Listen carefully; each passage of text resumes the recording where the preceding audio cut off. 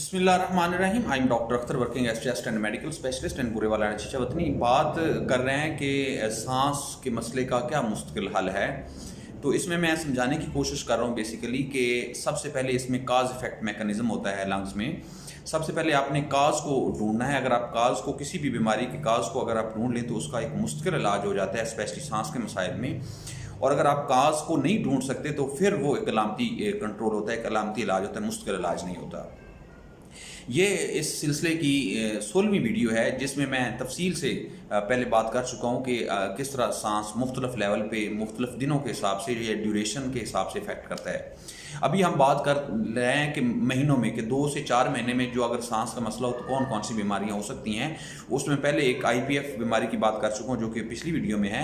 इसमें बात करना चाहूँगा सार्काइडोसिस की। ये एक ख़ास किस्म की बीमारी है जो कि हमारे सिस्टम को, हमारे आसाबी निज़ाम को हाइपर एक्टिव कर देती है।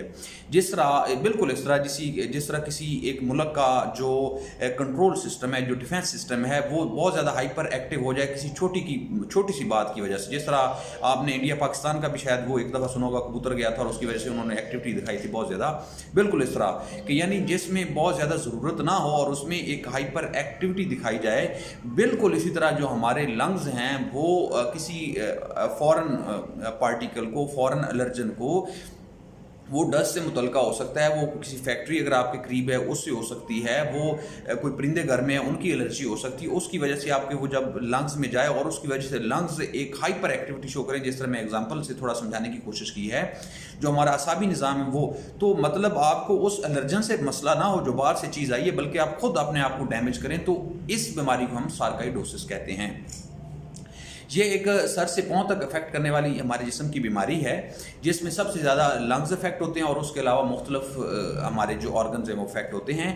लंग्स में सबसे पहले इसकी 3 से 4 स्टेजेस होती हैं। अगर आप पहली स्टेज में इसको प्रॉपर आइडेंटिफाई कर सकें इस बीमारी को, तो इसका बेहतरीन इलाज होता है विदाउट किसी ट्रीटमेंट के, कि हम वो जो ट्रिगर फैक्टर है जो प्रॉब्लम कर रहा है उससे पेशेंट को हटा देते हैं और उससे उसका प्रॉब्लम ज़्यादा नहीं होता और वो बिल्कुल ठीक होता है बगैर किसी ट्रीटमेंट के।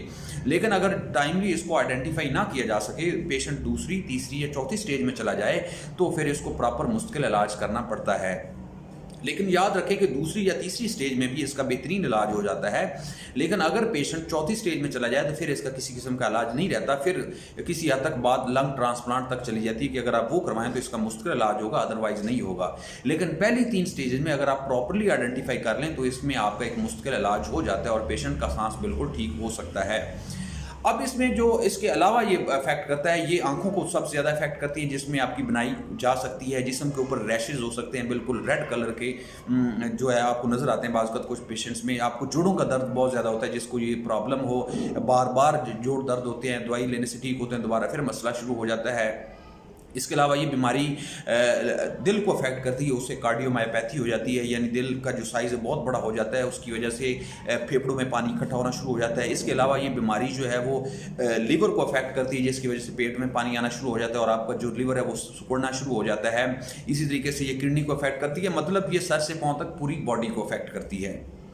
इसमें बेसिकली आम आदमी को समझाने का मकसद ये है कि अगर किसी को सांस का मसला हो तो उसका सिर्फ मतलब ये नहीं कि उसको एस्थमा है, उसको ये बीमारी भी हो सकती है जिसकी मैं बात कर रहा हूँ, क्योंकि ये बहुत ज़्यादा कॉमन बीमारी नहीं है और एक जनरल प्रैक्टिशनर की प्रैक्टिस में नहीं आती। इसलिए उसको आप हेल्प कर सकते हैं अपने प्रैक्टिशनर को, या कम से कम पल्मोनोलॉजिस्ट को रेफ़र कर सकते हैं ताकि इसको प्रॉपर डायग्नोज करके इसका इलाज किया जा सके।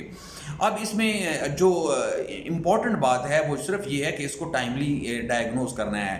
अगर आप टाइमली डायग्नोज कर सकें तो इसका बेहतरीन इलाज है, जिसमें मैंने बता दिया है कि आपने ये 5-6 चीज़ें देखनी है कि अगर जोड़ों में दर्द रहता है, बुखार रहता है, वज़न कम हो रहा है, जिस्म के ऊपर रैशेज़ हैं, मुंह के अंदर छाले वगैरह बनते हैं, इसके अलावा आपको सांस का मसला शुरू हो गया है, तो हार्ट का साथ में मसला निकल आया है, आपने टेस्ट करवाया, तो अगर मल्टीपल सिस्टम इन्वॉल्व हैं तो इसकी पॉसिबिलिटी है कि आपको ये बीमारी हो सकती है।